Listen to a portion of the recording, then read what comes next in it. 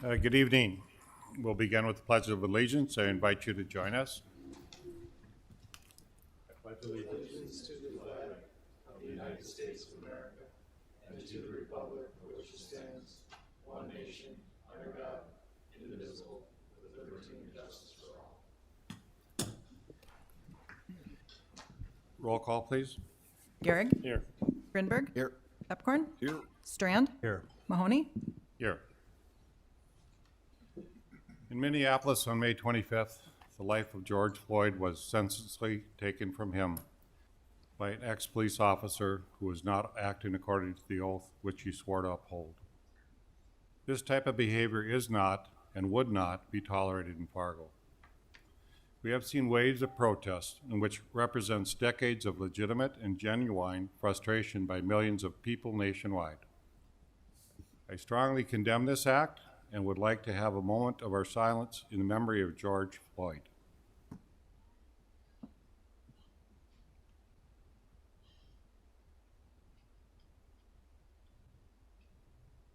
Thank you. Our thoughts and prayers are with his family and friends at this terrible time. In Grand Forks on May 27th, police officer Cody Holte lost his life in the line of duty when responding to a fellow officer's call for backup assistance. Cody is the twin brother of Fargo police officer Brady Holte in our community. I would also like to ask for a moment of silence in memory of Cody Holte.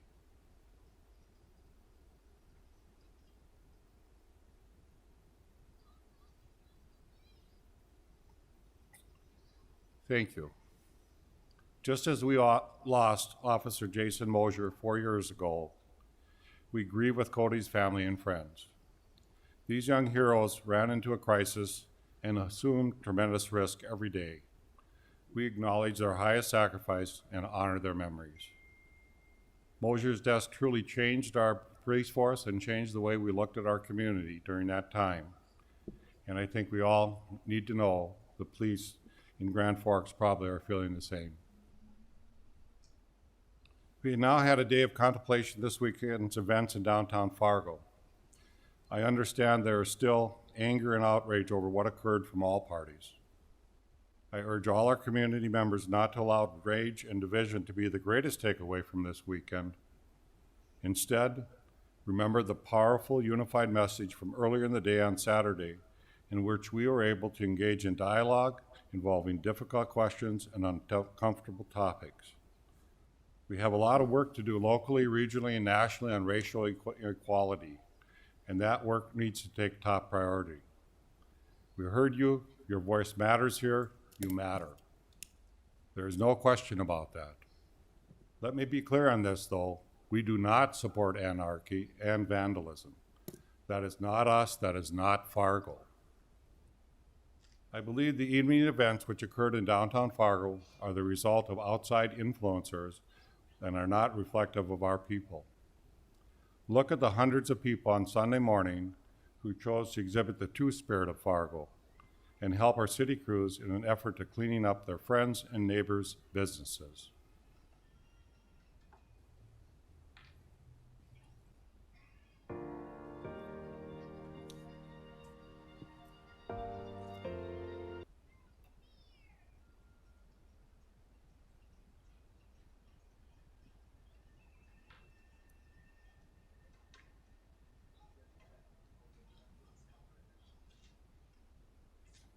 Saying my dad used to tell me when we used to go camping, always leave the place better than you left it. And I love this community, she loves this community, and we just want to keep it to restored to its former glory. Yes, and basically, I love this community. It's beautiful, it has a lot of character, it's very unique, and just seeing how much destruction there was yesterday, all I wanted to do was just help and clean, and I figured that this was the best way to do it, to just come out here and clean as best as I could. Well, the fact that no matter what the situation is, it's we, the people in this town, will show up to help. I mean, we understand what's going on and we understand that there's issues, but we also understand it's even as violent as things can get, we can still come together and the people in the Midwest, I mean, by 10 a.m. it's already cleared up. It's really overwhelming. Tons of people are out from the march earlier in the day yesterday too. There's a lot of overlap, a lot of care. I personally think it's really important to focus on the events earlier in the day yesterday. And while it's important to clean up our community, I want to focus on the racial injustice that's happening too. And that's what I think a lot of people out here today too have that feeling also. It's a bigger issue than just what happened yesterday. And I hope it doesn't take another event like this to kind of wake people up. It's really heartwarming just to see everybody come together and see how many people really love the community just like we do, and just to see everybody working together just to restore the community to the beauty that it once was. I've never been more happy to be a Fargoan, that's for dang sure.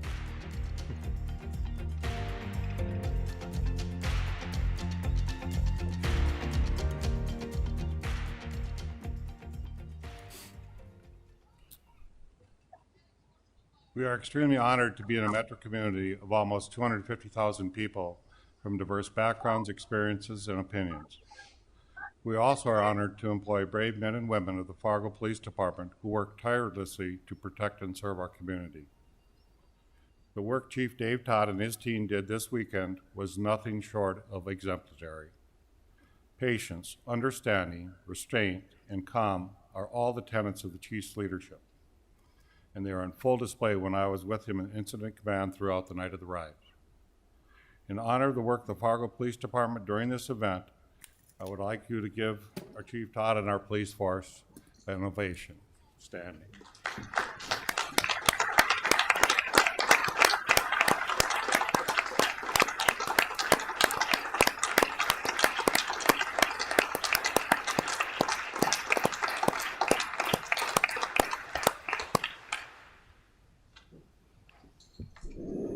It's hard sometimes when you're watching something from home, but when you're in incident command and you're trying to orchestrate something that does not harm anybody, does not hurt anybody, and have no deaths, have property damage to a minimum, it takes a lot of thought and forethought of what you're going to do next. And I saw a remarkable restraint by all our officers who are sitting in the riot area, remarkably, because if you have somebody yelling in your face all evening, it's very hard not to react in some way. And these men and women did all the things we've been training them for, and Chief Todd has had a big influence on that. So I leave it to any commissioners. If you want to make any comments, then we'll go on with the business of the night. Grinberg? Mr. Chairman, I'd just like to, again, express my gratitude for the team and the citizens of Fargo, Moorhead, and West Fargo for the diligence of helping with Sunday morning and supporting our public safety enterprises. I have to be honest, I was particularly moved by the Forum article on Sunday after listening to Mayor Judd here Sunday morning at 9 a.m. at the press conference about his message about unity and working peacefully. And if you didn't catch the article on Patrick Williams and his son Adonis, Patrick moved here from Gary, Indiana, played football for MSUM, and became a Fargo firefighter. And he wanted to send a message to his son that what happened wasn't right, and he wanted his son to learn from the experience of being part of a community. And I think that article was by far the most telling situation for me this past 48 hours.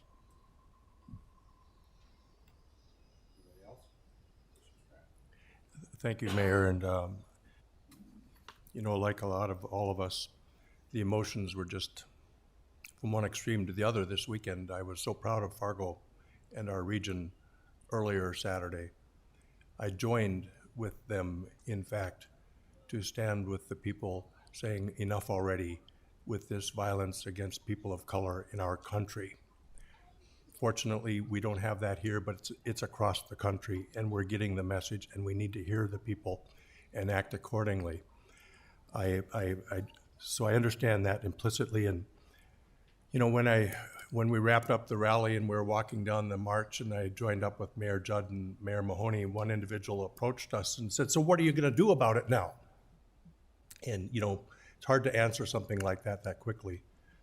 But I think we do have work to do. And I think a place to start is bring people to the table. We need to include all voices, all people, all races, all religions, all demographics, and bring them to the table and engage with each other respectfully and lovingly, listen and learn and act going forward with policies that will help assure all of us and them that this is not a practice that we encourage or endorse, that all people are treated equally under the law. So by Saturday night, I was just I was just anguished. And we're fortunate that our city was protected compared to what was going across the country. I honor our servants, public servants from a region who stood up in the face of this adversity and tough times. I couldn't imagine being on either side of that. But I honor them and respect them, and we owe them actions that reduce this from ever happening again. Our police have better things to do than dealing with rioters and protesters because of unfairness in practices across the country. So thank you, Chief Todd. Thanks to your departments, to your people, to the fire departments, to all of our public servants. Thank you sincerely. Thank you to the protesters and the people who speak up in this country of ours, this America we are in. We have a protester here tonight. We honor our voices of everybody. Thank you, everybody. Is there a motion to approve the order of agenda withdrawing item N2G1 Boys and Girls Club of Red River Valley, Red River Lanes on consent agenda? So move. Second. Moved and seconded. Any discussion? All those in favor say aye. Aye. Aye. Is there a motion to approve the minutes of the May 18th, 2020 regular meeting? So move. Is there a second? Second. Any discussion? All those in favor say aye. Aye. Aye. Motion carried. And is there a motion to approve the consent agenda, items 1 through 22, excluding item N2G1, which has been withdrawn? So moved. Is there a second? Second. Discussion? Roll call vote, please. Strand, Yes. Gehrig, Yes. Grinberg, Aye. Pepcorn, Aye. Mahoney, Aye. Regular agenda, recommendation from the Liquor Control Board to reconsider a resolution amending and restating the memorandum pertaining to the retail sale of alcoholic beverages. Steve Sprague to explain, or Eric Johnson? Steve Sprague? Good evening, Mayor and Commissioners. At the last City Commission meeting, the topic of extending the moratorium for liquor delivery, the kind of the on-sale, off-sale provision that we've been allowing the restaurants use, came up and it was referred to Liquor Control Board because Liquor Control Board was going to be meeting on Wednesday of that week. At that meeting, we had a pretty lively discussion, I think, and out of that, there were a few recommendations and a few things that seemed to be pretty clear. I would say most of the industry was supportive of not making that a permanent extension, but they also had some other ideas. One of them was to include spirits with the beer and wine, and they had some real logical explanations. A second was to give them enough time to make plans in their business decisioning, and so they requested that we add an additional 60 days. We wanted to make it so that it would expire then at a city commission meeting, and so we picked a date of August 24th. And then the thing that ended up with a little bit of not controversy, but maybe some difference of opinions was whether or not we allow the delivery to your residents, and it was voted on 4-1 by the Liquor Control Board to not allow the delivery to the residents.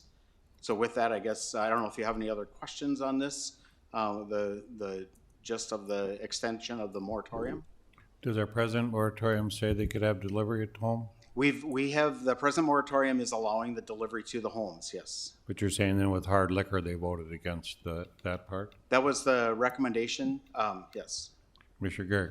Yeah, I was the no vote for that because of that. We're talking about delivery, and we're taking out the delivery part of delivery. So I think the most popular part of all this with people staying at home was get your food and get a beer or get a drink at the same time without having to leave your home, which is what people like the most.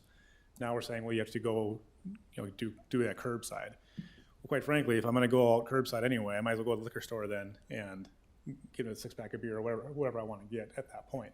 So I think we're kind of taking out the most, popular part of all of this, despite the fact having no problems whatsoever, having no, issues from law enforcement, from overconsumption, from anything, quite frankly. So I don't exactly know why we're taking that portion out, other than pressure from some of the community who feel like they're losing some profit. So that's my part of it. I fully support extending this, and I fully support extending all of it, not just the curbside. So Steve, we are coming back here tonight with a recommendation from the board to just extend the moratorium, but no delivery at home. Is that taking out beer delivery at home then as well? For 2 weeks, there's the moratorium that's in place currently, and that one would continue with the provisions that were in it.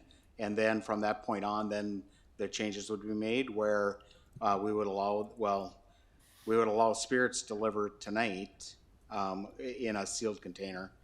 So we're kind of morphing the two moratoriums together. I probably have to ask Nancy how exactly that works, but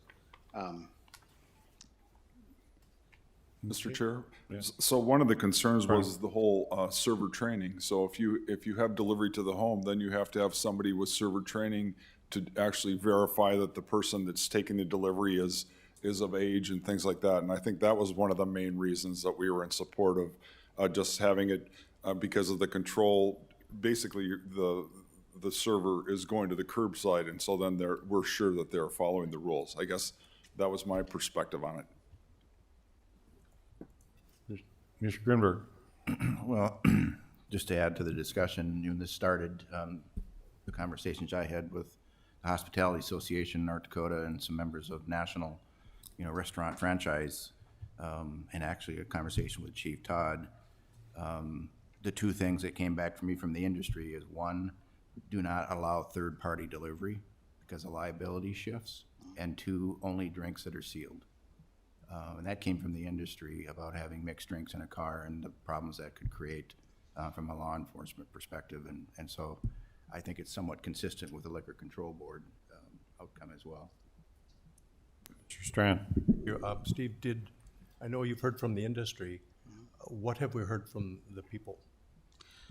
well, I guess I have more of a connection with the industry. I haven't really heard anything from the people as far as that goes, as whether or not it's something that they want. Part of the discussion too was whether or not we were going to make this a permanent change, and I think that as long as we're kind of in the consensus that we're not going to make it a permanent change, I think that the feelings would probably be a little different too. If we were making it a permanent change, there's some concerns whether or not it'd be legal, and we'd probably have to seek an attorney general's opinion on it, and those have to be pretty finely crafted when you're asking that question. So the attorney general generally doesn't like a broad question asked. So I guess basically, if this board wanted to allow the delivery for, through that August 24th date, the governor has said that we can go to 75% now. And so, maybe by the end of August, we'd be at that point where restaurants are going to be, back generating the cash flow that they need to stay in business. The industry did provide a lot of testimony about, the profitability of restaurants, and this does require that it's served with a meal, and so that it's not just a bar delivering food delivering just alcohol, that type of thing. So, Mr. Pipcorn. Mr. Chair, so the main concept is that we're still trying to assist the restaurants because they're still not at 100%. And so the reason that we've extended is then we'll kind of see how things are at that point. Hopefully the economy and the restaurants will have rebounded, and the governor will lift it to possibly full at that point. But that's the main concept, that and that's why I believe the other commercial retailers were in favor of it, because it was a temporary thing. I think if we tried to make this permanent, then we'd get a whole lot more oppositions. Thank you. Mr. Garrick. So you talk about sealed drinks, whether it's a beer or whatever mixed drink you like, it still has to be in a sealed container. So that does meet the standards of what they were saying. Server training is something that we are self-imposing. This is a new thing for us. We don't have to require server training for delivery people. It's not, the only thing that requires it is us saying that's required. So we can either have them trained, or we can say the delivery doesn't meet that threshold. So these are self-imposed limitations. We literally have tried this for a good period of time with zero incident and only good things from the public to say, only good things from the industry to say, quite frankly. And we're still trying to limit it. I'm not understanding the mindset. And I guess I'm missing something. Allowing people to do this has not caused one bit of problem, but it has helped the industry. So why are we trying to limit it? I don't understand. And can someone please explain that to me? Do you have a motion? I'll make the motion. Do I have a second? Second. And second, the discussion. Commissioner Garrick, Move to amend to add delivery. is there a second? Second. Discussion. Mr. Chair, the main thing is, we have rules about server training. And so that's why I believe we have that. So if we eliminate server training and then it's not gonna be verified when you're serving to someone over 21, that's, to me, I think then we're gonna have some legal issues. So that's my perspective. Thank you. Mr. Strand. I'm just curious, Commissioner Pepcorn or Gary, can the industry have the option to have trained trained people do the deliveries if the server training is required?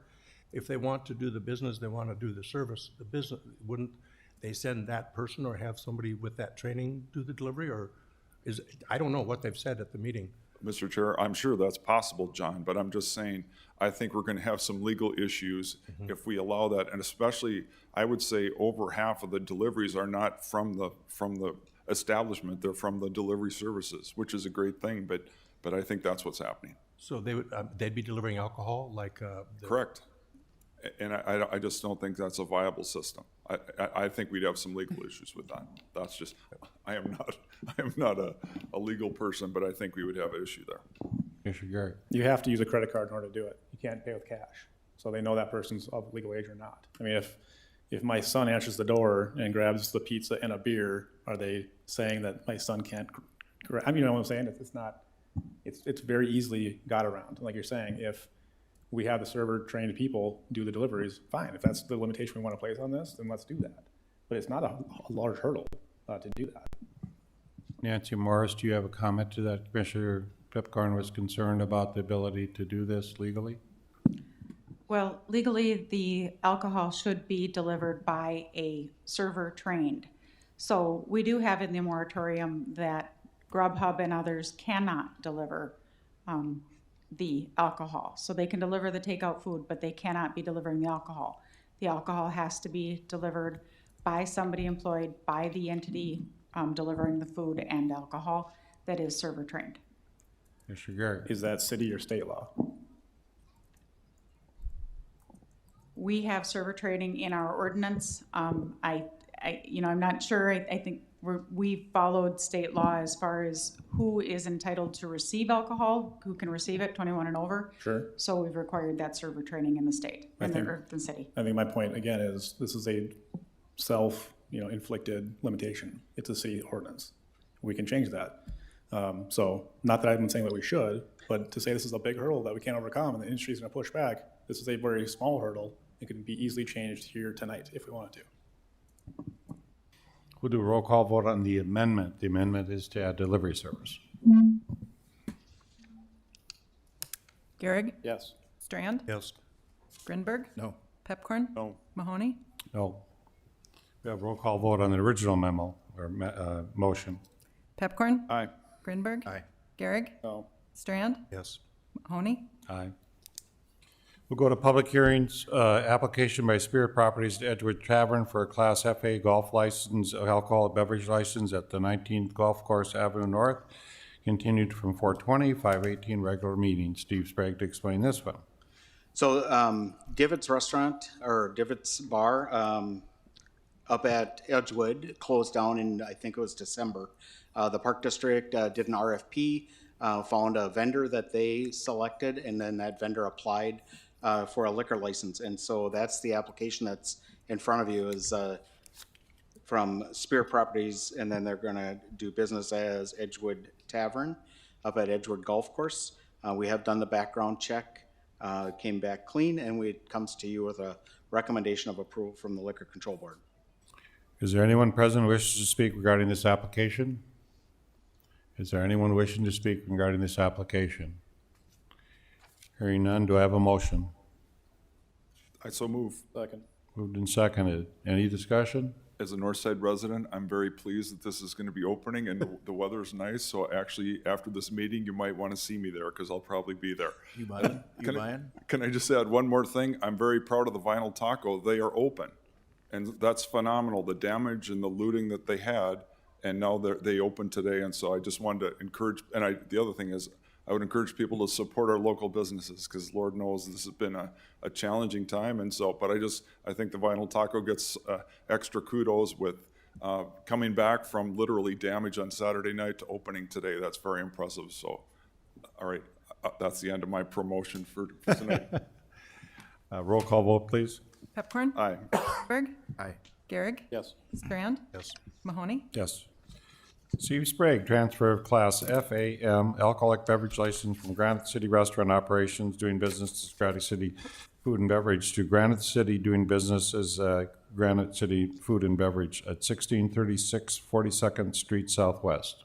So about 6 months ago, we received a notification that Granite City Restaurants Operations was declaring bankruptcy. And shortly after that, they entered into an agreement to transfer their liquor license to Granite City Inc.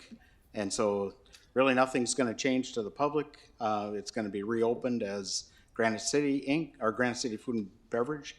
And so we've done the background check. Actually, the people involved in this are also involved at Famous Dave's here in Fargo. And so it's nice to keep a business going and one with an operator that, you know, we've had a really good experience with. And so it does come to you from the Liquor Control Board with a recommendation of approval. Is there anyone present who wishes to speak to this transfer? Is there anyone who wishes to speak?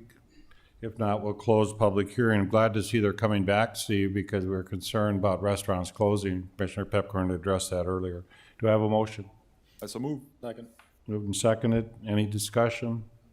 Roll call vote, please. Pepcorn? Aye. Gehrig? Yes. Grinberg? Aye. Strand? Yes. Mahoney? Aye. Item C, hearing on a dangerous building located at 1007 8th Avenue North. It was continued from the 5/18/20 regular meeting. Bruce Tharlson to explain. Thank you, Mayor and Commissioners. Bruce Tarleson, Inspections here on a dangerous building case.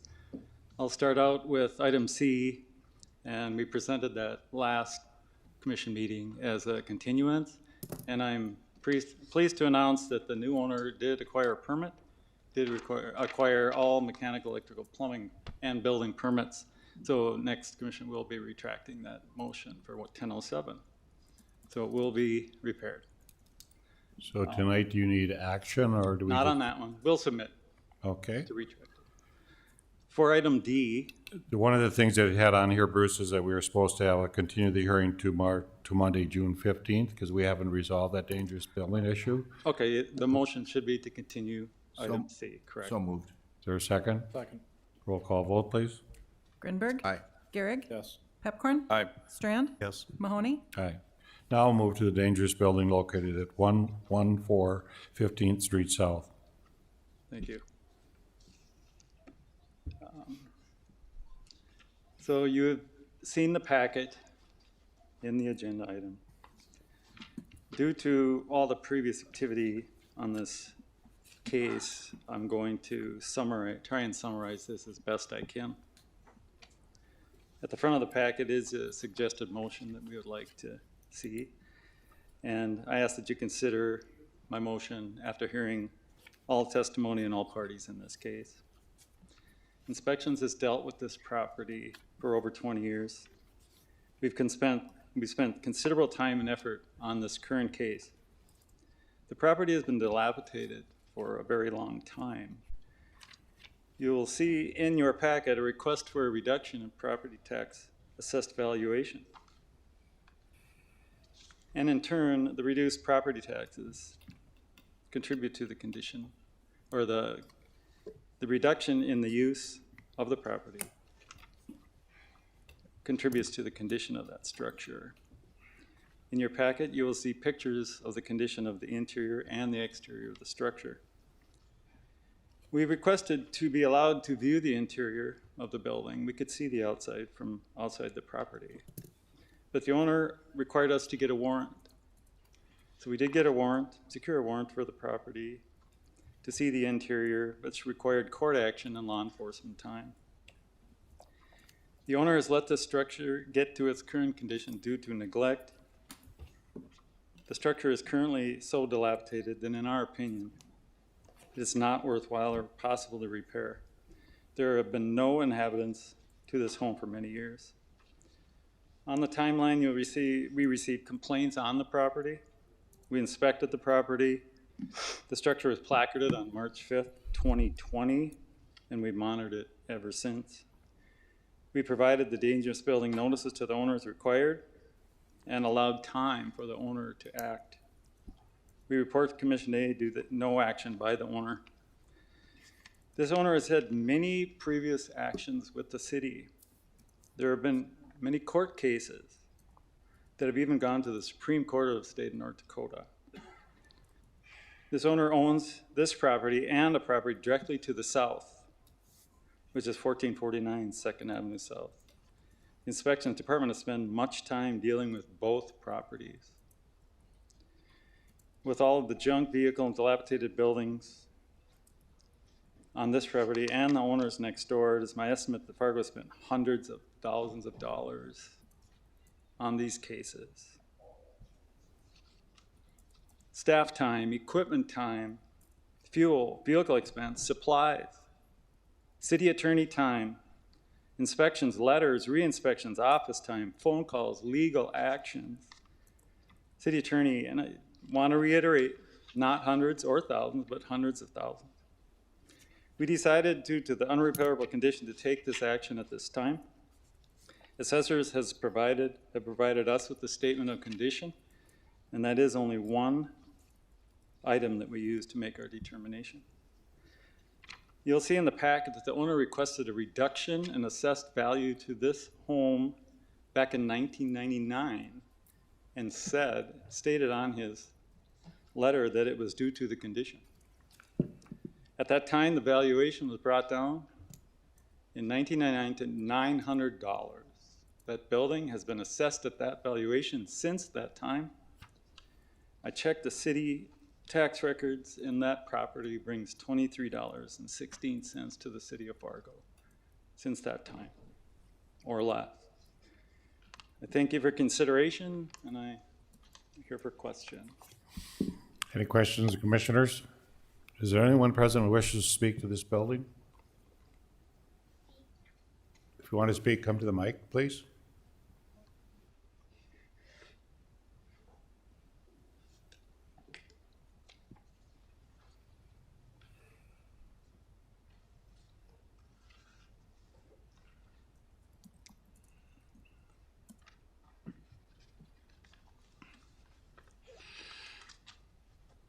Please state your name and your address. My name is Richard Nelson. I live at 1449 2nd Avenue South, Fargo. I was just listening to what they were saying. I wish I could dispute every one of the things that they said, but I can't remember them all, so I might have to ask you to repeat the items. The last item was, what was it? Was the last item that...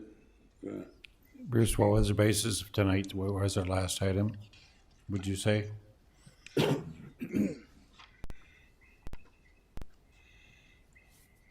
Assessor's statement of valuation on the current property, $900.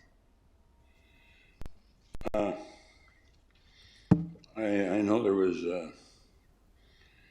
the address 114 South 15th, there was no, that I'm aware of, I didn't apply for any special tax breaks or anything on that.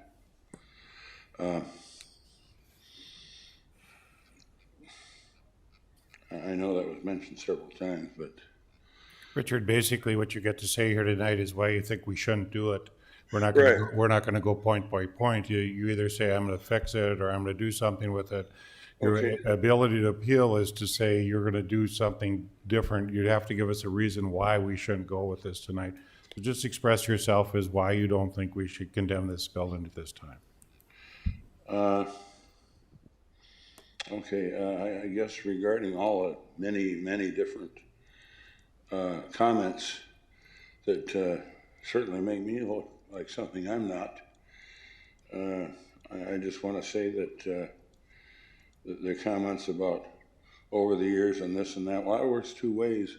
And many times when they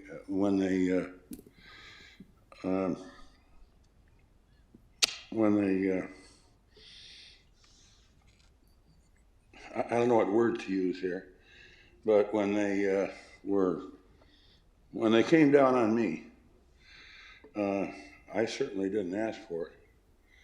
And I always tried to cooperate with them. I never gave them a hard time or used any cuss words at them or threatened or anything like that. But I usually I'm trying to talk faster because I know time is always important. But I've had multiple stroke type incidents, so I can't. I have a little trouble along that line. As far as the structure go, I just want to say I'm not that bad person, and all the times that Dave came after me, I really have been singled out and selectively prosecuted and persecuted many times, and I wish it would just stop because I can't take it anymore. Richard, do you have any intention of fixing up the property? Pardon me now? Do you have any intention of fixing up your property? Definitely. What I would like to do now, I can't do this overnight. It's been 20 years. Nobody's living in the house. So tell me how you're going to fix it. We would like to put up a garage there. We need a garage. Okay. And then that's our intention, to put up a garage. We would like not to have it, by the way, we just use it for personal, for keeping personal things, storage. So there hasn't been anybody in the house. We don't allow anybody in. It's private, and we just use it for our own personal private use. But, and as far as danger, we never let anybody in, and we've never had any trouble, and we always keep things mowed and tidy. And so I would, and I do have to say this, I had a terrible time coming down here today. Everything went, and then the last thing that happened is we lost the keys for the car. So, and you know, you're trying to get ready to go to a meeting and you lose the keys for your car. That's one that really makes you worry. But I would ask, I'm not prepared at all to be here. For me to be up here tonight talking to you would be probably like going and giving somebody brain surgery or something without going to any school. I mean, it would be difficult. This is difficult for me. But I would ask that. Bruce, could you scroll through the pictures and just show the pictures starting on like 76, just to show the pictures of what the inside of the building looks like for us? Yes, Commissioner. I currently have up the request to the assessor's office for the reduction to $900. And in the owner's words from Marv Heaton, who is no longer at the assessor's office, I got this from them on their records. There's 2 pages. Explaining Mr. Nelson's concern at the time. Yeah, just show the pictures to the audience, please.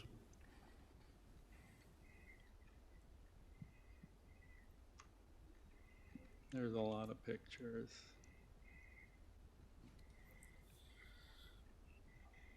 I did want to mention, nothing inspections does is personal. What was that? And this property first came to our attention due to a case at his own home.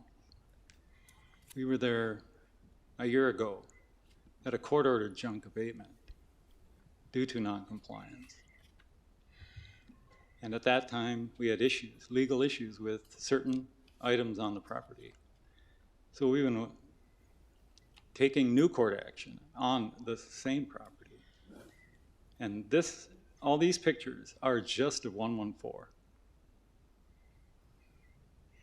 Can I say something? Those pictures you're showing, they were taken at a time when we were doing a bunch of sorting and cleanup work and stuff like that. And they took those pictures at such a time where it just, certainly it makes it look bad, but it's not, that was a snapshot in time. It wasn't representative of all the time. That one picture, it's got it looks like a kind of a, I'll keep going.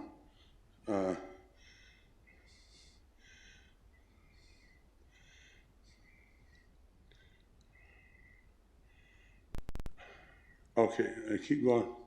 These pictures. Oh, that picture there, we took and cut that. We cut that plastic down because there was. We were concerned that there was moisture up in there, and we didn't want that. So we took that down, but there wasn't any moisture. It turned out to be dry, but we couldn't tell that until we cut the plastic. Now, if you roll it a couple more shots. I'll comment that this is dry rot from 20 years. Dry rot. Plastic, that's what the brown is the rotten wood falling down on the plastic. Well, I was there and I didn't see anything that I would have called dry rot or brown rot. Thank you, Richard. But I'd just like to say there's one other picture in there where there's some stuff that we cleaned it all up, and then they brought the picture, and then they sent out the picture, and if you show it, I'll see it immediately. And I just want to say that okay, that's a little table sitting on a deck.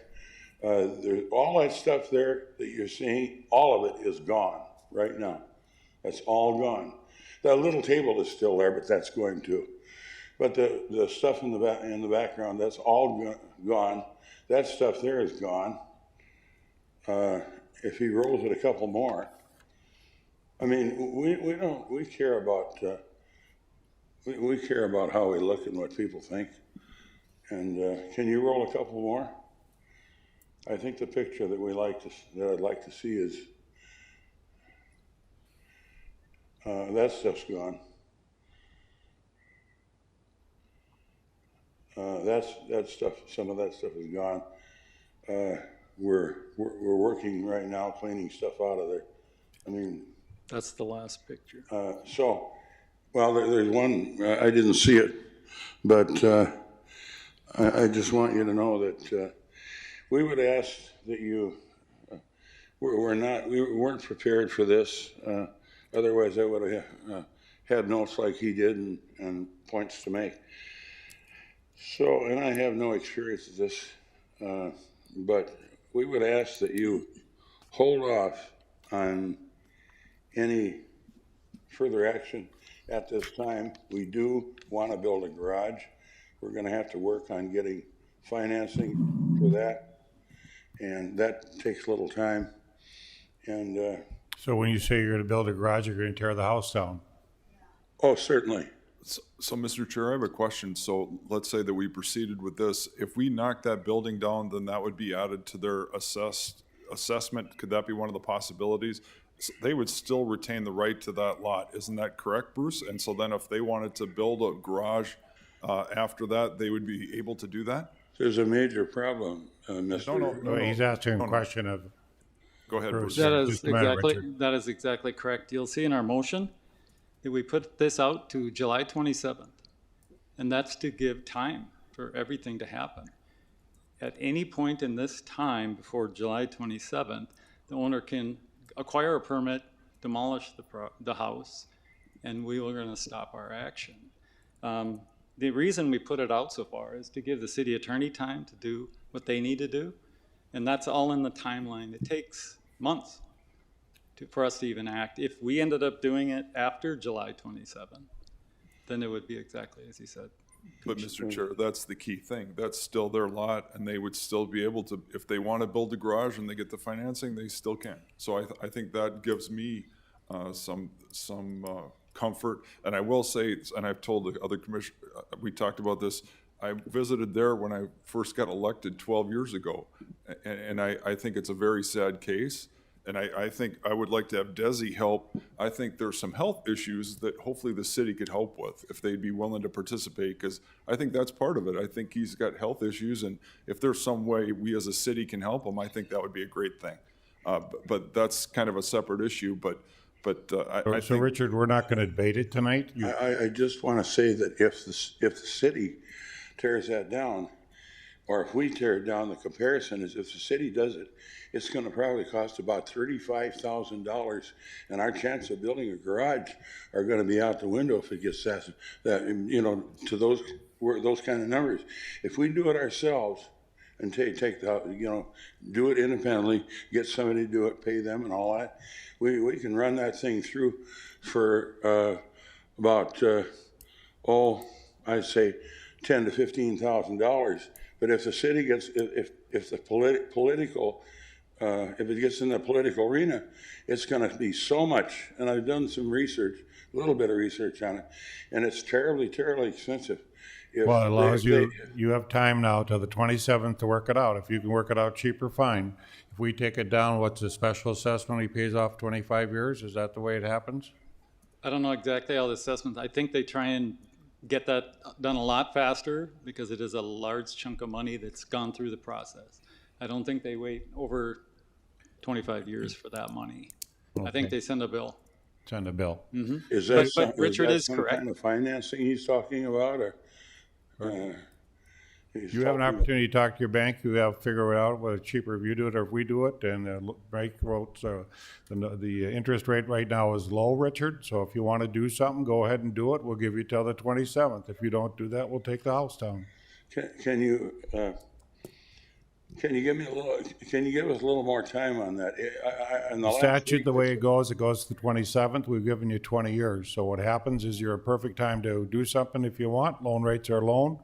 Have your family help you figure this out and figure out what you're going to do.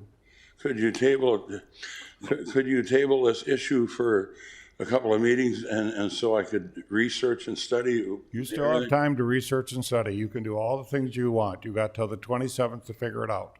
That's 6 weeks as I take it. Almost 8 weeks. Just one more thing. The cleanup week was moved back from the first week in May till the second week in September, and that's 4.5 months. They moved cleanup week Well, back. what we're going to do next week, if you have somebody help you tow it out, you can take it out to the dump next week, and it's free. Yeah, I understand that, but what I'm saying is the things that we've got to do is a lot more intense than cleaning out a basement or garage, and that's what cleanup week is about. It's about cleaning up your basement or your garage. And there might be some groups in town that would help you out as well, Richard. Boy, I sure would like to know who they are. Well, we'll try to find some names for you and give them to you, okay? If I have any problems in the meantime, who would I talk to?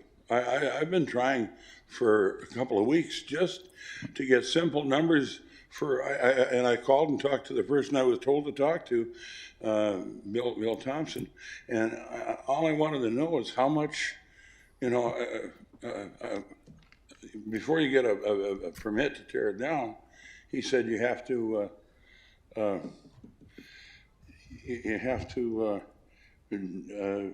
cap the sewer and the water. That's probably in our boulevard. And I mean, I couldn't even get straight answers about that. Bruce, do you have a suggested motion, please? Did you have one available? Yes, that's at the beginning of the packet. Should be on page 1. Can you display it, please? We'll give you a name of somebody to talk to, Richard. Thank you for time. Is there anybody else who wishes to speak to the property? Hearing none, I'll close the public hearing. Do I have a motion? I'll move the recommended motion by Mr. Terrelson on the front page. Is there a second? Second. For sure, Gary, you want to look at something before you reflect? Or? I just want people to see what we're doing, but it's Okay. Commissioner Strand. Thank you, Mayor. And Richard, you know, I've known you for many years, and you've always been out there and engaged with people. However, and I've heard you've approached us many times over these issues. Here's what I would recommend to you to do, and is you go to your bank, go get your financing in place, go get your permit for your demolition, and expedite. If you are unable to get it done by the 27th, but you come to us and you say, I've got my financing in place, I need one more week or something, tell us your reality, but we cannot let this go forward without action urgently on your property. Your neighbors are depending on it as well as everybody else, and there's health issues. So this gives you a 2-month window to get your ducks in a row and to have action impending. Otherwise, I'm assuring you, you won't be saving this property. Meaning? Meaning it'll get demolished. Well, if you don't demolish it immediately and get a permit and get the financing in place and come to us and say, I've got it all in order. But until we see that, we have no assurance that it'll happen, so this deadline will be important. Well, I'll certainly do what I can, but if in the last 2 weeks, I tried. Call to question. Call the question. Roll call vote, please. Richard, we're done with public testimony right now. You can take it on after the meeting, and you can visit with our team if you'd like to, but we need to progress the meeting. Roll call vote, please. Grinberg? Aye. Garrig? Yes. Pepcorn? Aye. Strand? Yes. Mahoney? Aye. Next item, Valley View Estates Edition, 4952, 5052, 50880, 36th Avenue South. Approval recommended by the Planning Commission on 2420. It meets with the growth plan amendment, zoning change from agriculture to single dwelling residential, multiple dwelling residential, and multiple dwelling with the CO condition overlaid, and public and institutional. This is the first reading of the rezoning ordinance, and it's a plat of the Valley View Estates Edition. Donald Kress to explain. Good evening, Commissioners. Donald Kress of the Department of Planning and Development. I'll be presenting the next 9 items. And, excuse me a second. Your packets for these items include zone changes prepared by the City Attorney's Office. So item 24E, as the Mayor has stated, is the Valley View Estates Edition, a major subdivision, growth plan amendment, and zone change. As you see here, the property, undeveloped property here is located along 36th Avenue South. This is Drain 27 down here. It has never been developed. It is zoned agricultural. This is the property here. Just as a reference, this is 50th Street. This is Independence Elementary School in the West Fargo District. This street will be continued up here, as you'll see in the plat. So in our first photograph, we're standing here, and our second photograph, we're standing there. First photograph, stand here looking across the property. Then looking north there, across the property. Here we're up on the opposite side on 36th Avenue. This is the Sinsaba Edition here, which is butts this. This is an established neighborhood, as you commissioners, I believe you know. Just looking along that. And then this is looking along 36th Avenue South here. I'm going to go back one more. This here is the levee. There's a drain levee. The drain and the trail are on the other side of that. The plat proposes to create 118 lots. North is to the left here on this plat. 118 lots for detached residences, multifamily residences, parks, a levee, and a private drive. And we'll go into that in more detail in a moment. There's also a growth plan amendment, a little different than we usually do. Growth plan amendment only applies to one specific lot. Often we do growth plan amendments for a large property or several lots, but this one is just for this lot, Lot 14, Block 4. The current designation for this property is low to medium density residential, which would include the SR4 and MR1 zones. But the applicant has requested to have a higher density development that allowed also with not only higher density but additional development standards, particularly height, that as you get a more dense zone, you're also allowed to have a taller building, which is what he really needed on this lot to build the proposed development. So the applicant requests a growth plan amendment for the next higher density land use designation, medium to high density residential for that lot, which would allow the MR2 zoning on this lot. However, that MR2 zoning is going to be limited to its density to only 16 dwelling units per acre. Normally it would have 20, but the developers proposed to limit it to 16 units through the conditional overlay that the mayor mentioned there, because he needs other development standards more than the density of the MR2 zone at this time. So that's the existing agricultural zoning, one of the few large pieces in town that's still zoned ag, by the way. This is now, the map is oriented to north at the top. So this would be that MR2 with conditional overlay here. This would be the MR1. The rest of this is all single dwelling residential SR4. Lots along the Sinsaba addition here are somewhat larger, and along 50th Street, they're a little smaller here. These two lots here are proposed to be owned by the Fargo Park District and will include a trail that will go along here. They're providing a buffer between this project or this development and the Sinsaba addition. There's also a grade change between these two properties that helps absorb or mitigate that grade change. And then this lot down here, this is the levee we saw. This will be a City of Fargo lot, and the trail is along here. As you know, the trail goes all the way along the drain, and by the time this project is completed, there'll be a full trail loop all the way around this area. This area up here, lots 1 through 20, Block 1, are intended to be a maintenance-provided development intended to provide a housing option for people who want to own their own home, but do not want the lawn maintenance and snow removal responsibilities.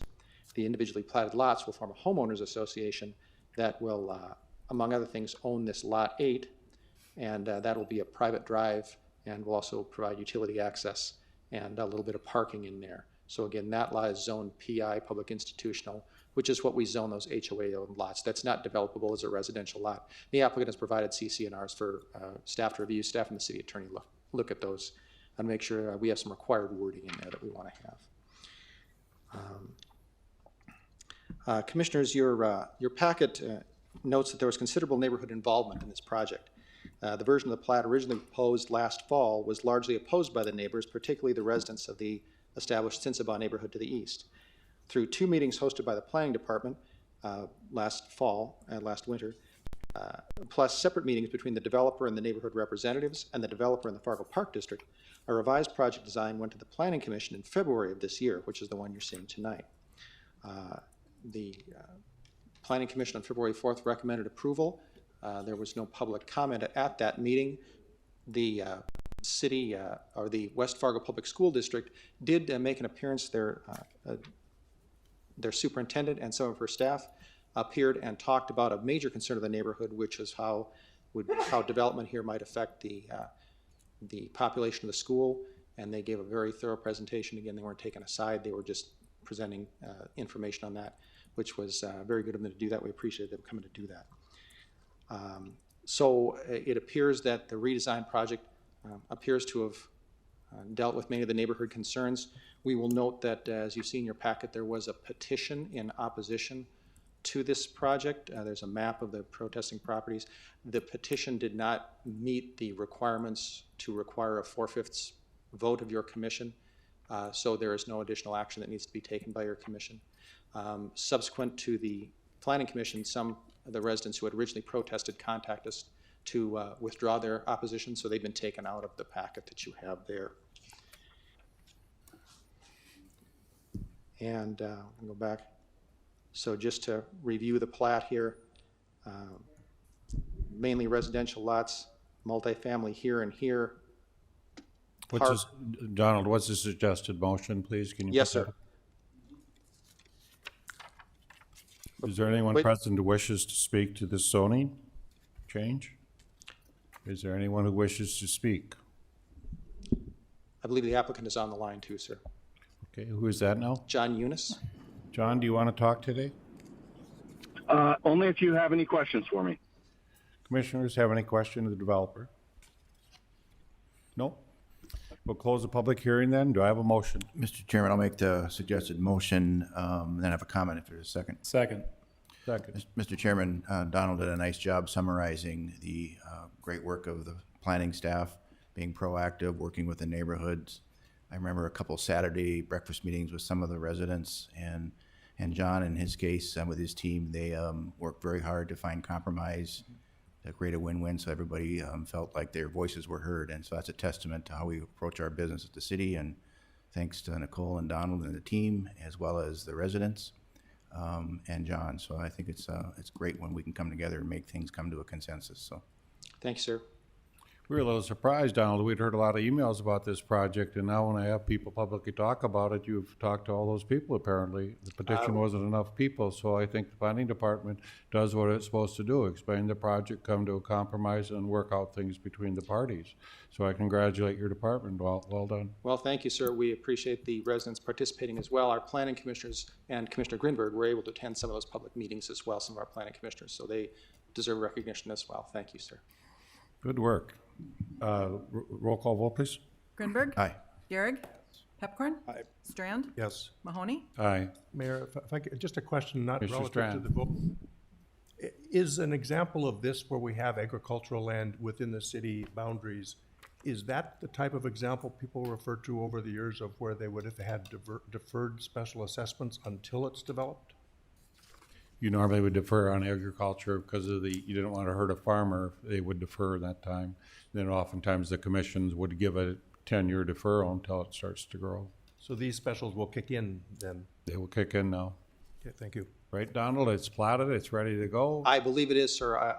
I'm not an expert in specials, but I believe that as the property is developed, as Commissioner Strand says, that's the process. Item F, Golden Valley, 4th Edition, 6737 25th Street South. Approval recommended by Planning Commission on 2/4/20. Zoning change from agricultural to single dwelling residential. First reading of rezoning ordinance and the plat of the Golden Valley, 4th Edition. Donald Crest to explain. Yes, Commissioners. Golden Valley 4th here is located on the west side of 25th Street South. This property here is Golden Valley 3rd Edition, which your commission approved at the May 18th meeting that fills in that space.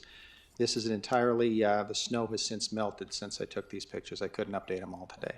It just shows the vacant undeveloped property there along 25th and 65th Avenue South. The property here is also zoned agricultural. The proposal is to zone it from agricultural to SR4. This only has the one zone on it, unlike the previous project. The plat itself creates 126 lots in 6 blocks. All but one are for individual detached single family development. Lot 1, Block 6 here is for some attached townhomes product the developer wants to have there, just something a little different housing option, but the rest are all for detached single dwelling residences. The applicant's representative, John Eunice, is available on the phone as he was a moment ago. The Planning Commission's recommendation is shown on the screen and stated in your staff report. This concludes staff's presentation. Thank you, Commissioners. Is there anyone present who wishes to speak to this zoning change? Is anyone present who wishes to speak? Sir, are you going to speak? I don't think so. Oh. No. Oh, okay. Sir? Oh, okay. We'll close the public hearing. No, Richard, it wasn't for you. It's the gentleman behind you. Move for approval. Second. Moved and seconded. Any discussion? Roll call vote, please. Grinberg? Aye. Gehrig? Yes. Pepcorn? Aye. Strand? Yes. Mahoney? Aye. We'll do this next one, Donald, then we'll take a 5-minute break. Yes, okay? sir. This is a plat of the Legacy 1 6th Edition and replat of Lot 26, Block 2, Block 10, Lots 3, 4, Block 4. There's a lot of blocks and stuff in here, Donald. I think I'll just let you explain this. Yes, sir. I think it's easy if we just, we'll do this visually, as they say. So, Commissioners, thank you. This is the Legacy 1 6th Edition. Let me go back to the, So this is how it looks now. As you see, this is down 64th Avenue is down here. Here's Bennett Elementary School's up here. This was platted a few years ago, but it's never been developed. And you see a couple cul-de-sacs here and a proposed roundabout that never got built. None of this is there. So the applicant, Jason Ide of Ideco, proposes to replat this. Again, just some pictures of the open field here. The water tower is actually across 64th. It's not part of the project site. The zoning there is all SR4. There is no change to the zoning. The developer is just trying to develop a more effective plat here. So here's his proposal. As you see, there used to be the two cul-de-sacs. Now there's just a single street through here. There's a vacation of these four corners of right-of-way. So it gives some, we're not going to build the roundabout there after all. So these lots gain a little extra property. This is actually a developed lot here. Mr. Aradnik has just included in the plat because he's gaining some right-of-way there. And the project proposes, I believe it's 55 lots in 4 blocks. The applicant's representative, Jason Ide, is with us live here this evening. If you wish to talk to him. Commissioners, we must note that since this plat does include a vacation of right-of-way pursuant to North Dakota Century Code, a 2/3 majority, which would be 4 of your 5 commissioners, would be required for approval of the plat. That's a state law we have to follow. Other than that, the recommendation is stated on the staff report and shown on the screen. That concludes staff's presentation. Jason, would you like to talk? Okay. Any of the commissioners have any questions of the developer? Move for approval. Second. Just in case anybody else wanted to talk, was anybody else want to talk to this? If not, then I'll close the public. It's moved and seconded. Glad to see you getting some stuff going here. That's really, I know that people are seeming to build right now. Roll call vote, please. Grinberg? Aye. Garrick? Yes. Pepcorn? Aye. Strand? Yes. Mahoney? Aye. We'll take a 5-minute break and come back at 6:12. Yes, sir. Thank you.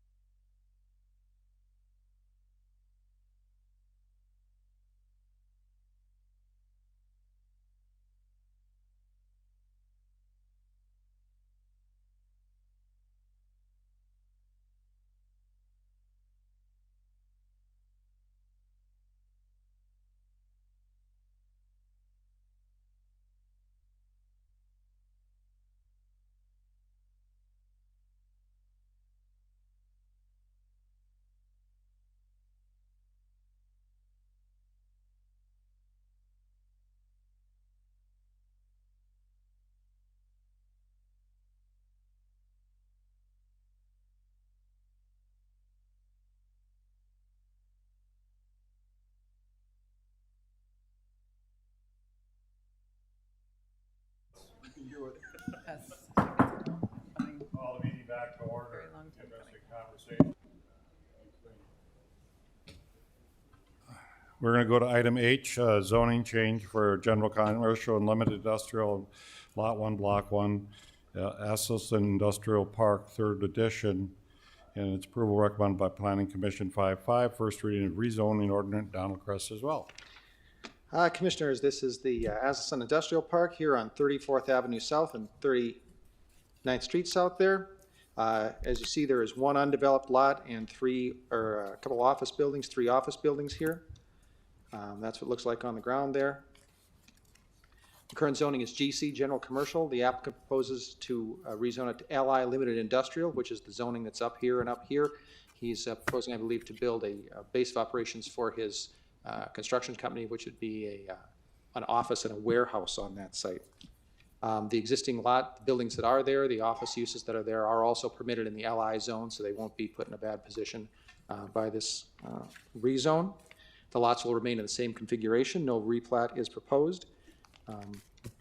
One more note here. You'll note that there are multifamily residences here. Under our ordinance, we do have residential protection standards, which will be applied at the time this property is developed, that will help mitigate any effects of the development there on the apartments.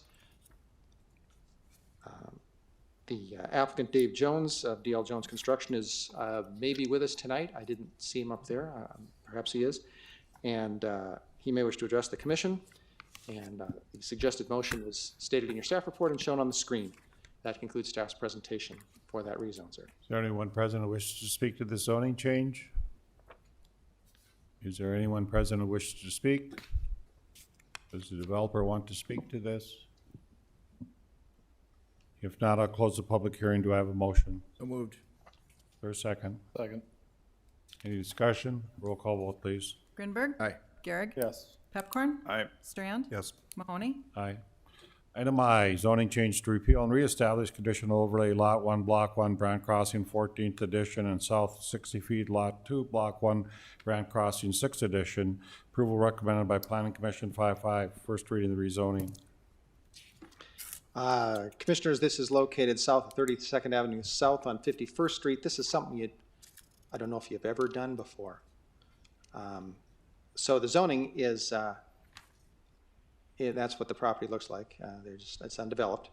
And the current zoning is LC Limited Commercial. The zoning isn't actually going to change, but what we're doing is just adjusting the conditional overlay, which is part of the zoning. As you know, in the city commission, or the city attorney writes a zoning ordinance, he does include, if necessary, a conditional overlay. And what happens here, this is something you probably don't see very often. We have a process called boundary line adjustment. So these were the 2 original lots. Here's the original lot line. This lot line got moved 60 feet north here. So this is what it looks like now. But when the lot line moves, it doesn't take its zoning with it. Those are 2 separate ordinances or 2 separate entitlements. So this is basically a cleanup zone change where the applicant has to just come back and rezone this entire property so it's all under the same conditional overlay. So, you know, part of the buildings aren't with certain standards and part of the buildings are with different standards. Again, something that rarely happens, but just a simple cleanup thing to do here. The applicant's representative, Chris Mack of Design Resources Group, I believe, is on the phone. Planning Commission's recommendation is stated in your staff report and shown on the screen. That concludes staff's presentation. Thank you, Commissioners. Is there anyone present who wishes to speak to this zoning change? Is there anyone present who wishes to speak? And Don, do you know what they're going to put on that site?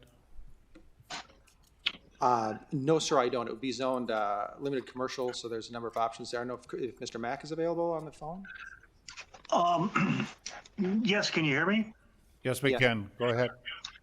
I believe it could be a bank, but I don't know for sure.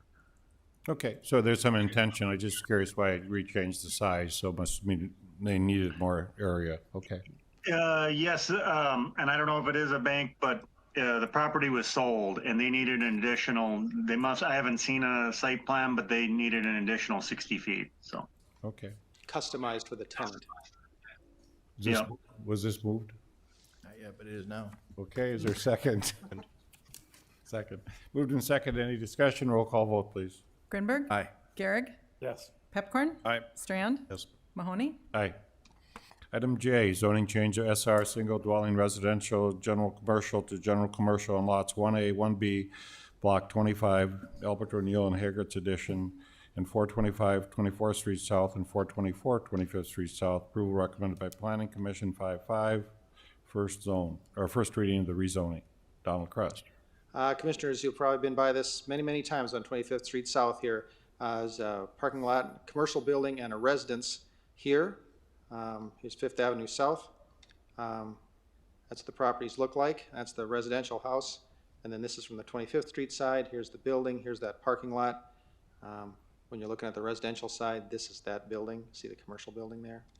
The zoning here is not quite accurately depicted. Our GIS will only show our geographic information systems, our computer mapping, will only show one zone at a time. This is a peculiar situation where those two lots actually have two zones on them. The east half is SR4, single dwelling residential, and the west half is GC, general commercial.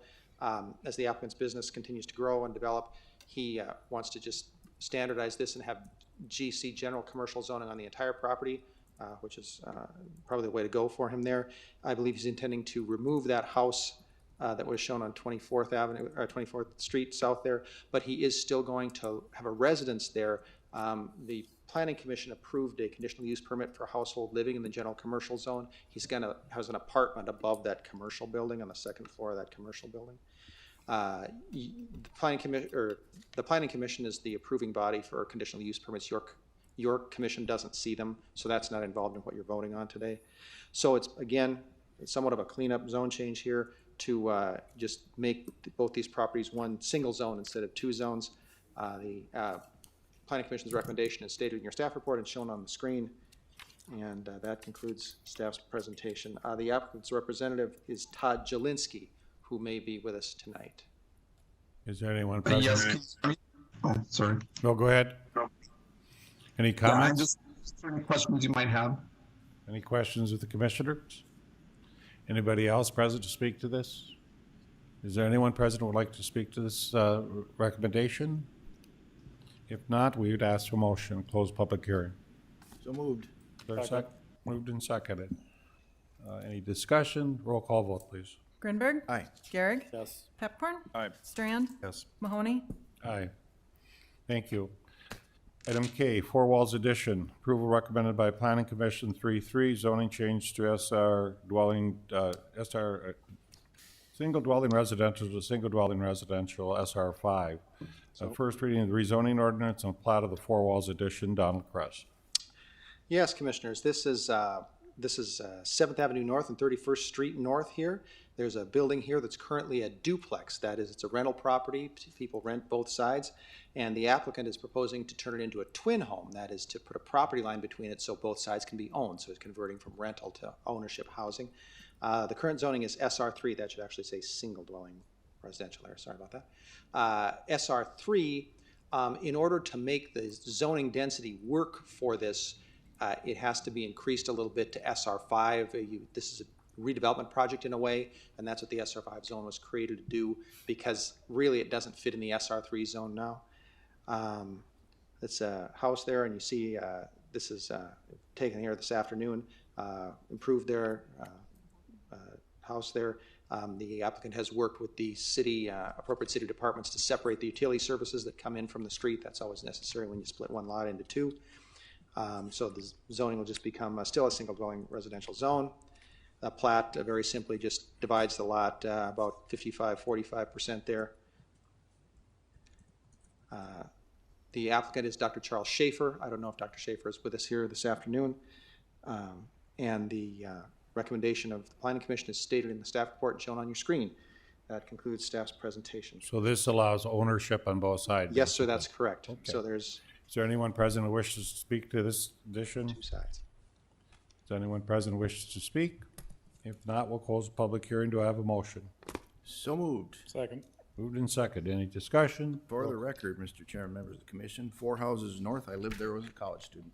Just a little flashback. Back in the 70s.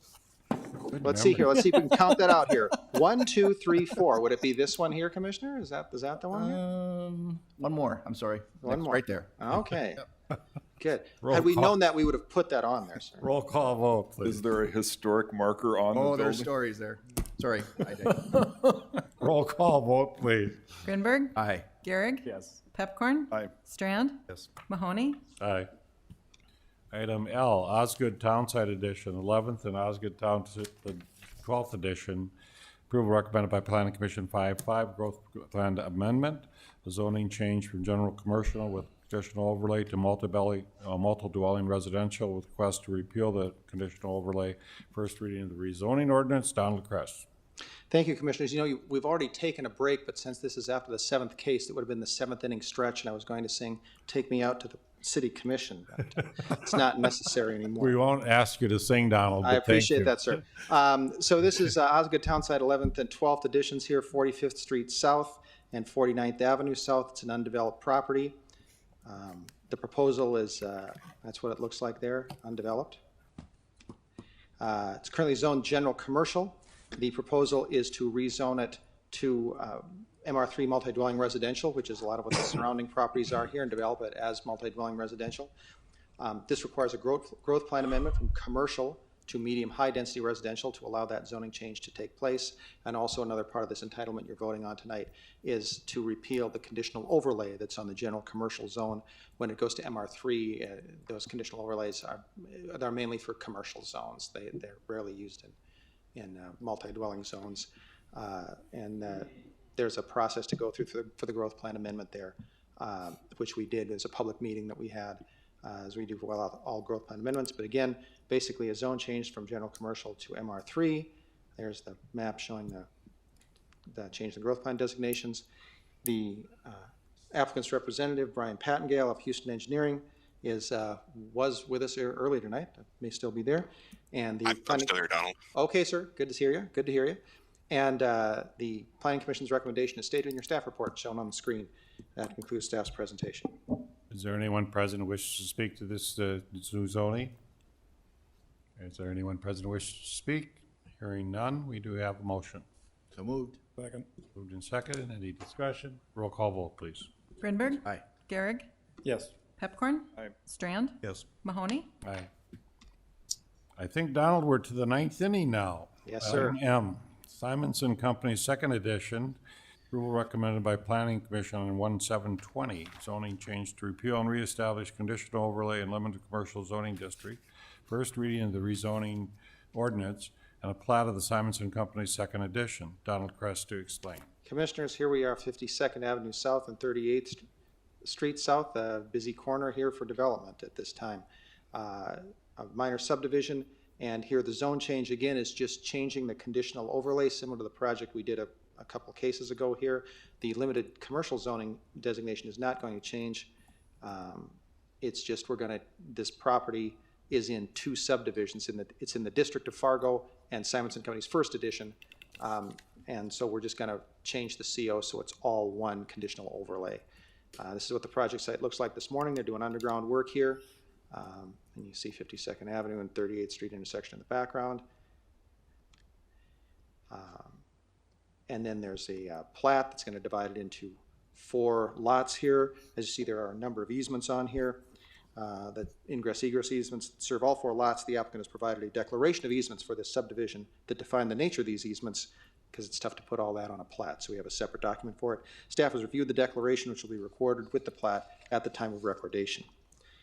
The applicant's representative from Lowry Engineering is either John Lowry or Danielle House. I don't know if either one is on the call here tonight.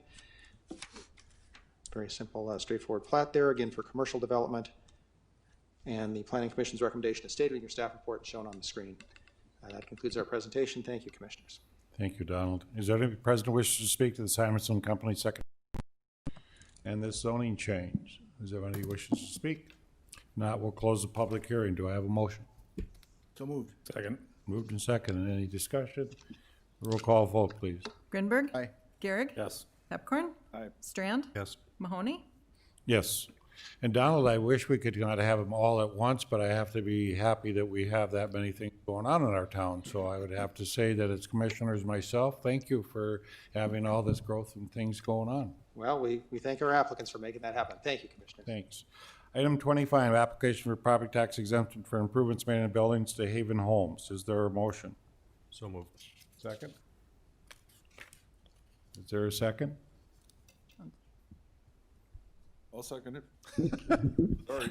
Guys, we're almost there. We're almost to the finish line. Moved and seconded. Roll call vote, please. Gehrig? No. Pepcorn? Aye. Grinberg? Aye. Strand? Yes. Mahoney? Aye. You have my recommendations for Fargo Dome Authority. Do I have a motion? I so move. Is there a second? Second. Moved and seconded. Any discussion? Roll call vote, please. Pepcorn? Aye. Gehrig? Yes. Grinberg? Aye. Strand? Yes. Mahoney? Aye. And finally, Desi comes forward as COVID-19 updates. Desi Fleming to explain. Good evening, Mayor and Commissioners. I get to go at 6:30 when no one else wants to listen anymore, but I'll try my best. So numbers in Cass County, just to give you an idea, I think yesterday's numbers were 48 cases. Again, we did bump up a little bit again. Total for 1744 in Cass County. We have had a total of 50 deaths in our county, along with 1,343 recovered. We had a meeting today with the state health department. We are working to get a little bit better data for Cass County. The state website is great, but it's not really broken down really specifically for Cass County. We'd like some daily numbers. We'd like just some more data. So they're going to work with us on that, to create a dashboard for Cass County that the governor can use as well as we can use. So I think that will be helpful. As far as Fargo Cass, we continue to do logistics for the testing events. We have the 3 static sites that are set up in the area along with the family health care site. So we provide a lot of logistics for that. Environmental health has been busy with the North Dakota restart, and obviously we don't have authority for approval or denial on things, but we do give a lot of best practice advice to many of the businesses calling in. We continue to support the testing efforts in Cass by following up on many of the events for negative results when we're calling those out and giving guidance and education, along with following up on those positive cases. If we get a positive case from Minnesota, we are calling those immediately to them as well. Sometimes there's a little bit of a delay with the Minnesota Department of Health getting a hold of them, so we want them to know right away that they're positive. So we make that initial call. We are also going to be adding some contact tracers. We got some grant funds from the state, so we will be adding several contact tracing positions over the next month. We'll probably do it in little increments. Also working a lot on our messaging still with the social media, and then of course chairing the Red River Valley Task Force, which has been quite an undertaking as well. As you know, they have loosened the restrictions a little bit statewide, so I guess my message for tonight would be, COVID didn't go away. It's still out there. We can work with opening things back up, but we have to be smart about it. So in order to do that, it's that social distancing piece has to remain. I was out shopping this weekend, and a lot of the store clerks had masks on. I had a mask on, but not many other people did. So those kinds of things are, it protects those workers, it protects everybody in the store. So just things to keep in mind with that. The other prevention practices, along with our testing and contact tracing, those are the things that we're going to have to keep in place as we go forward. If we open up more, that's just always got to be with us. We have a very low percentage of our population that's been exposed to this virus, so we've got a really long way to go before we can have any type of herd immunity or have a vaccine. So we just need to be really cognizant of that and cautious going forward. They've had a lot of information on the vaccine. Desi, is that something that might come this fall? In my personal opinion, I would say no. I think the earliest would be the end of this year, to have it made, but then then there's supply and demand. So where does it go first? Who gets it first? Which country's going to develop it? All of those things are going to be play into that. Commissioner Strand. Thank you. Desi, I just, one more time, every week, commend you and your staff and your people and your teams for the significant, heartfelt work you're doing. A concern I have is if, in reality, it looks like we are in this for the long haul. My sense is you have people putting 60, 70, 80-hour weeks in. How do we go forward and not just exhaust them all and deplete their own personal health. And I'm just curious what your thoughts are on the long haul for this with your department and the rest of us in the city. Yeah, and we've kind of been working through a little of that with the task force and developing that targeted testing matrix. And we purposefully, along with the Guard, planned to put most of the testing Monday through Friday so that we could still hit our targeted goals, but yet we weren't doing it all, Monday through Sunday. Because what happens is we get the test done Friday, and then we have a little bit of time over the weekend to kind of close the loop on all the testing events, because it does take a while to get the results back, to call them out, to close up that event. And so that just helps it, before, when we were going full bore every day of the week, it was really hard. It was exhausting. And so this has helped just kind of get us back to a little, we're not great, but get back to a little bit of time to ourselves. So we're trying to encourage that with staff. I think mental health is a huge piece going forward, and so we need to watch that in each other as well. And if I might continue, Mayor, I want to say you've been in the role maybe a year and a half as director or so. When you were interviewed and we went through that process, nobody wondered how you would address and handle a pandemic. Someday you'll be helping write the book for other communities, how to do it. So thank you for your leadership. Appreciate that. Mr. Chairman, Thank you, Desi. Commissioner Grinberg. I understand there's a motion required to accept funds? That's our second part. Okay. I have a question. We get to that then before. Yes, and when we get to the funding, I'll have Melissa, our expert accountant, come up and talk. Melissa, you want to come up? Because we're going to embarrass you.